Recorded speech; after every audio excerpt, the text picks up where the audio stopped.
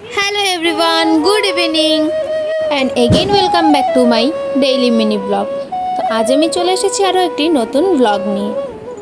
এটা ছিল কালী পুজোর দিনের ব্লগ। তোমাদের সকলকে জানাই আমার তরফ থেকে শুভ দীপাবলির আন্তরিক প্রীতি ও শুভেচ্ছা। তোমাদের যাদের বাড়িতে কালী পুজো করে তোমরা কম বেশি সকলেই জেনে থাকবে যে কালী পুজোর দিনটি কতটা ব্যস্ততা থাকে, তাই আমার ভিডিওটি পোস্ট করতে একটু দেরি হয়ে গেল। তো যাই হোক, চলো সেদিন সকাল থেকে কী করলাম তোমাদের আমি শেয়ার করি। সকালবেলায় ঘুম থেকে উঠে স্নান করে আমি একটা লিস্ট বানিয়ে মুদিখানার দোকানে দিয়ে আসলাম ভোগের জিনিসপত্রগুলো আনার জন্য। তারপরে ভোগের জিনিসপত্রগুলো এনে এখানে সবাই মিলে বসে পড়েছিল খই বাছার জন্য।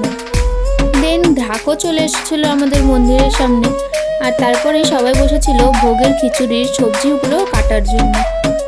ওদিকে সবাই বাইরের ভোগের জিনিসগুলো বানাচ্ছিল, আর আমি আর ঠাম্মা মিলে ভেতরের সব কাজগুলো করে নিচ্ছিলাম, মানে চালন আর বরণগুলো সাজানোর জন্য। তারপরে দেখো এখানে আমি মাটির দিয়ে রং করে মাটির ঘটগুলো আবার আলতা দিয়ে একটু ডিজাইন করে নিয়েছি। তারপরে এই দিদার সাথে বসে বসে গল্প করছিলাম আমি কি লাগে কালী পুজোতে। তারপরেই বসে পড়লাম আমি আর পিসি মিলে জবা ফুলের মালা বানানোর জন্য।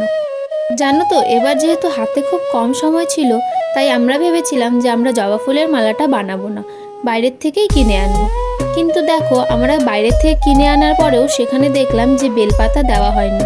তারপরে আবার ওগুলোকে আমাদের খুলে আবার নতুন করে বানাতে হলো।